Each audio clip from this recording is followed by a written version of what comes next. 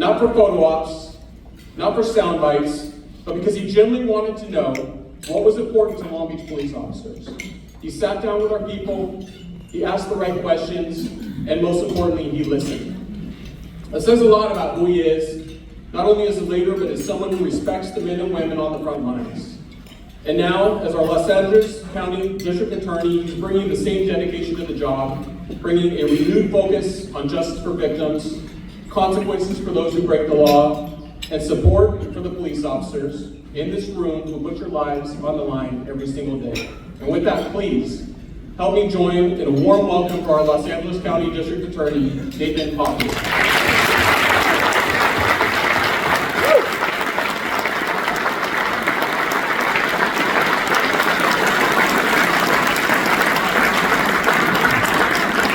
Thank God. Rich, thank you very much for that introduction. I'm just sorry my mom wasn't here to hear it. She loves that stuff. My wife, not so much, but my mom loves it. Again, Rich, thank you for all the work you do at the Long Beach POA. It does not go unnoticed, and again, it really makes Long Beach police officers have a presence, not just in the DA's office, but throughout the entire community. And Chief Ebish, you know, I had a chance to meet with Chief Ebish in my office recently. You are a very lucky man. Because you get to preside over one of the finest law enforcement departments in the entire nation. I congratulate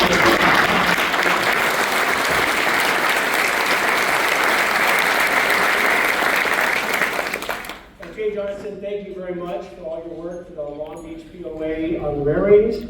And Bruce, where'd Bruce go? Bruce, yeah, the ultimate MC. I'm glad the jokes were not made at my expense so far. Thanks for letting me out. Yeah, he started out by saying he just got out of prison today. So, okay. Yeah, we're here for this Richard Rose Awards luncheon, and I'm just sorry I never got to know and meet and spend time with Richard Rose.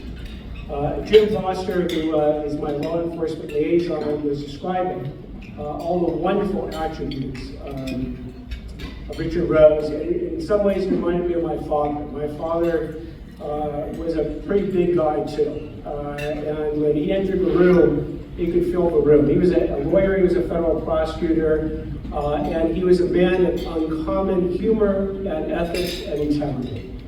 And everything I've now heard about Richard Rose, and for that matter, the whole Rose family, you were very lucky to have decades of Richard and his brother John, and now I'm told that there's even 2 more generations after that. So I'm envious of everyone who got to know Richard and his brother, but apparently the Roses that are still here can help share that experience with everyone.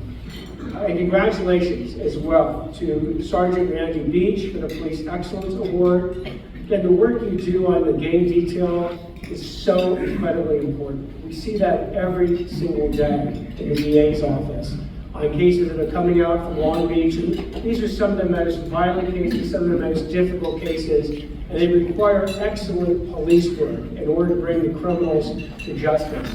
So I thank Sergeant Beach for his excellent police work, and not just his police work that he has done for his 18-year career, but the fact that he will reach out and teach people and be a mentor to young people coming through and teach him everything he's learned. That is invaluable when it comes to law enforcement or quite honestly anywhere in the criminal justice system. And to the Richard Rose Award winner, Detective Hector Cardiel.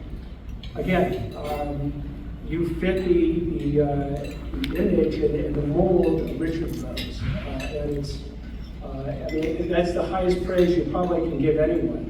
Again, your work as a SWAT officer, your work as a gang detective, your work in CCAT, I will tell you on behalf of the entire District Attorney's Office, it's so much appreciated, so thank you, and congratulations. Let me tell you for a moment about the changes we have done in the District Attorney's Office starting December 3rd. December 3rd is when I got sworn in, and by the way, as a quick footnote to the swearing in, I had the privilege and the honor of being sworn in by Governor Schwarzenegger. Now, Governor Schwarzenegger did not hold back on his feelings of where LA has been over the last 4 years. He unleashed, as only Governor Schwarzenegger could do. And then it came time for him to sort of say, okay, now repeat the oath after me. Now, have any of you ever heard Governor Schwarzenegger speak, and you're trying to repeat the words after he says it? It's not the easiest task in the world. So you might have seen, if you were watching it, I was creeping up a little bit closer and closer so I could actually read the words as he's saying them out loud so I wouldn't mess up my oath. But apparently I didn't, so I'm here today to speak before you. So I came into office, with a prior district attorney who had enacted, as best I can call it, a different philosophy. And that was a philosophy that he actually called decarceration. And it said that we're going to predetermine that certain crimes and certain criminals would not be prosecuted, notwithstanding the facts and notwithstanding the law. Whether it was juveniles committing misdemeanors, gangs would not have a gang enhancement filed against them, gun enhancements that would not be filed. Again, not because the facts and the law weren't there, but because of a political philosophy. And I said, look, that's an extreme philosophy. I'm getting rid of it, and I did. Literally in my first hour, as Governor Schwarzenegger probably was speaking, we issued 9 special directives, getting rid of my predecessors, 9 special directives that actually created that. But I didn't substitute.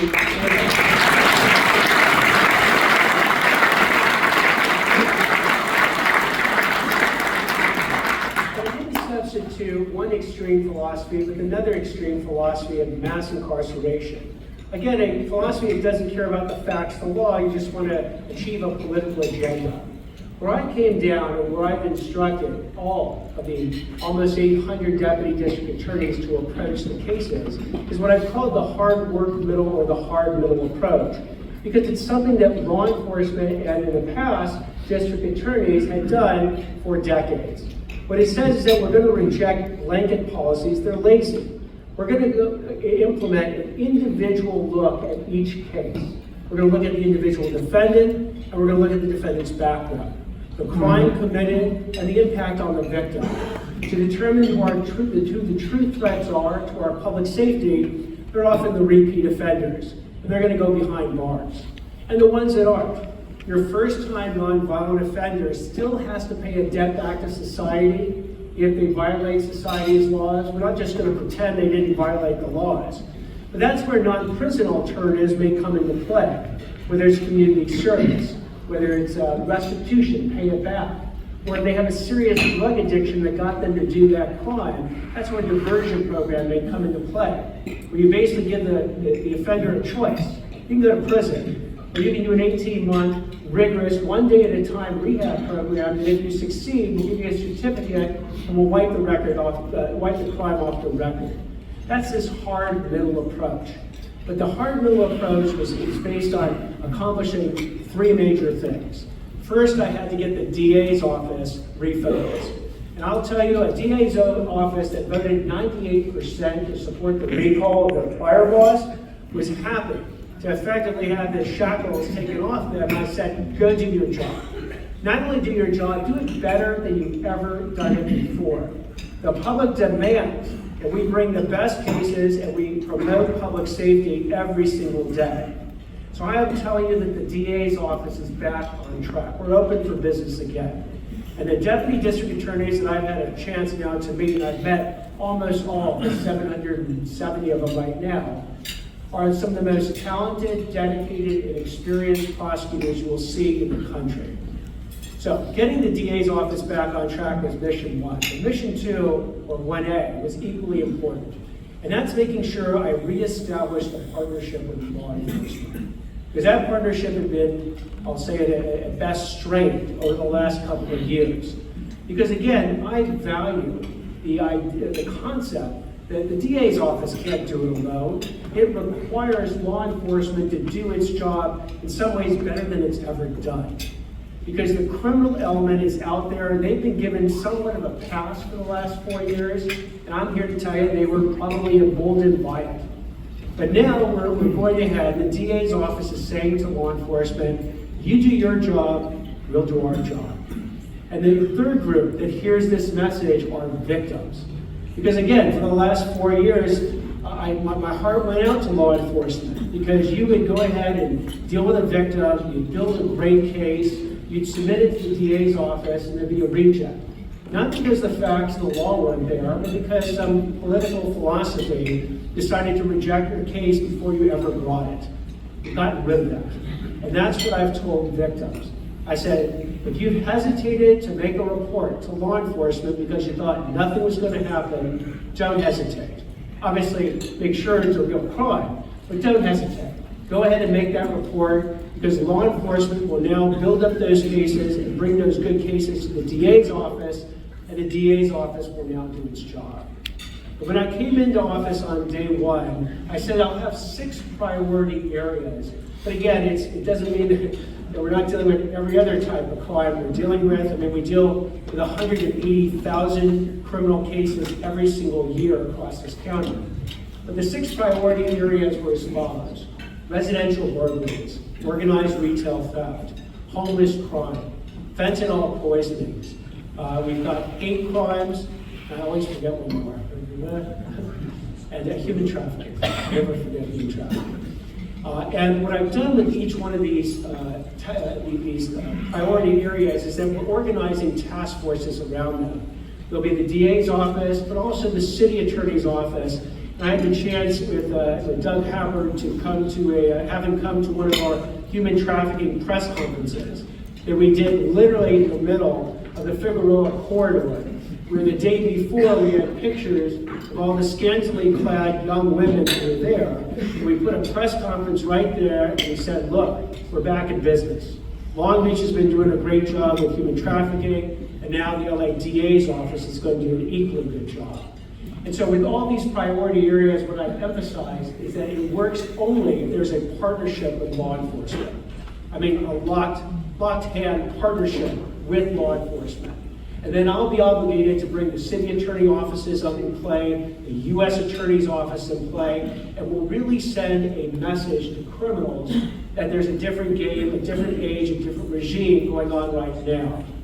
Because my ultimate goal, people say, is your ultimate goal to fill the prisons to the breaking point? No. My ultimate goal is not to fill the prisons to the breaking point. If anything, that's the failure of the criminal justice system. My goal is to deter criminals from committing those crimes in the first place, thus saving a whole lot of victims in the process. So how do you deter criminals? You got to do 2 things. One is law enforcement, the second is the DA's office. Criminals respond based on the certainty that they will be caught. The higher the certainty, the less they'll commit crimes. That's when law enforcement comes into play. But the second part of it is they have to be willing to understand that they will suffer meaningful consequences for their criminal actions. And that's where the DA's office comes into play, working with law enforcement to create those meaningful consequences. So I don't have to go back to the 1960s or the 70s to tell you the era that I want to go to. I need to go to 2014. Why that year? Because it was considered our safest year in the last 50 years. And what was working that year? Well, you had a DA doing her job. You had law enforcement doing its job. You had victims know that if you dialed 911, not only would someone pick up the phone, but you could get justice for the harm you suffered. And then you had criminals understand that the lines were real. They were going to be consistently, fairly, and impartially enforced. But there are real consequences on the other side of the line. And so as a result, criminals in record numbers didn't commit crimes that year. That is our goal. The law enforcement with the DA's office will present that unified front to the criminal element to deter them from committing crime in the first place. And then we'll have all those victims who can then come by police stations and just say thank you because nothing's happened. And that's our ultimate goal. That safety has become so much more prevalent as it was 11 years ago, that when we have this discussion in a year, we can talk about dropping criminal statistics rather than rising criminal statistics. So again, it is an absolute pleasure to be invited to speak to you all. I congratulate the award winners. Chief, you've done a great job. And I look forward to being your district attorney for years and working with this law enforcement community. Thank you very much.